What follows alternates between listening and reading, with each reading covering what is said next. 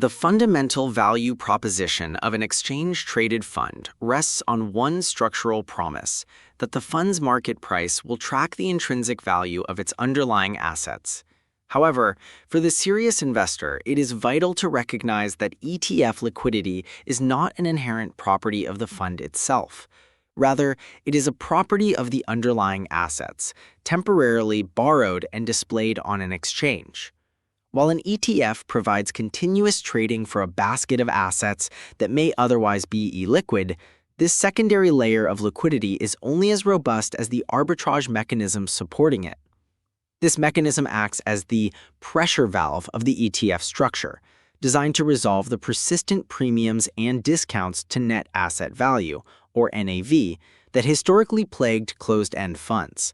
This system is governed by authorized participants, or APs. These are typically large banks or market-making firms that hold the exclusive right to create or redeem ETF shares directly with the issuer.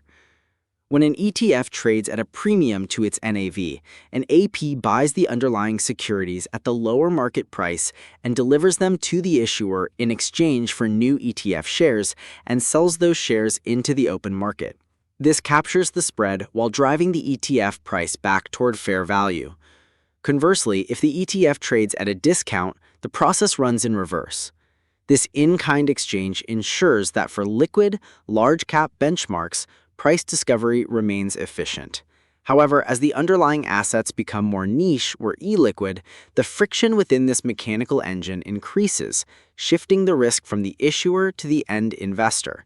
To manage this risk, one must look beyond the arbitrage process and examine the specific methods used to replicate an index. Understanding how a fund tracks its index is a prerequisite for assessing systemic risk.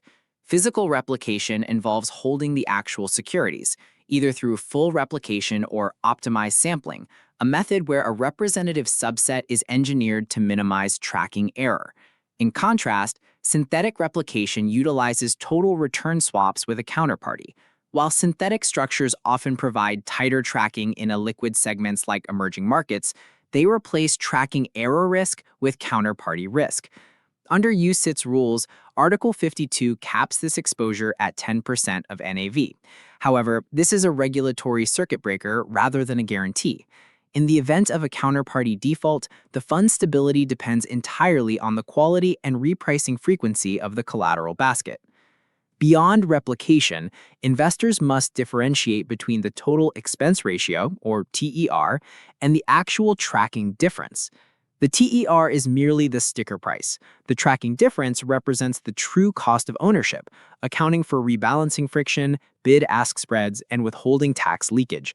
For example, a fund may market a 5 basis point expense ratio, but once the cost of crossing bid-ask spreads in illiquid underlying markets and foreign tax drag are factored in, the realized drag may be significantly higher. The bid-ask spread is the most honest indicator of liquidity. A market maker pricing an ETF on a niche basket must factor in their own hedging costs and inventory risk. This friction is a permanent leak in capital efficiency that compounds over long-term holding periods, making the tracking difference the only metric that truly reflects the fund's performance relative to its benchmark. The mechanical design of market cap weighting creates a structural momentum bias. As a security's price increases, its index weight grows, forcing passive capital to allocate more to that specific asset regardless of fundamental valuation. In a crisis, this concentrates risk in the most crowded positions. This liquidity disconnect was starkly demonstrated during the March 2020 COVID crisis. While major bond ETFs like LQD and HYG set volume records, the underlying corporate bond market essentially seized up. This resulted in a documented gap where LQD traded at a 5.35% discount to its NAV. Research suggests the ETF price was actually the more accurate real-time indicator, while the bond market's NAV, based on stale dealer quotes, was lagging. For the portfolio holder, the lesson is clear. The wrapper's liquidity can vanish exactly when it is most valuable. For strategic execution, high-net-worth investors should match position sizes to the liquidity of the underlying basket, not the exchange ticker. Large-cap equity ETFs are suitable as core anchors, but niche fixed income funds or thematic funds should be treated as tactical tilts. These tactical positions should never be viewed as sources of emergency liquidity during stress events, as that is precisely when the discount to NAV gap widens. When executing trades, prioritize limit orders anchored to the indicative NAV over market orders to avoid paying unnecessary spreads.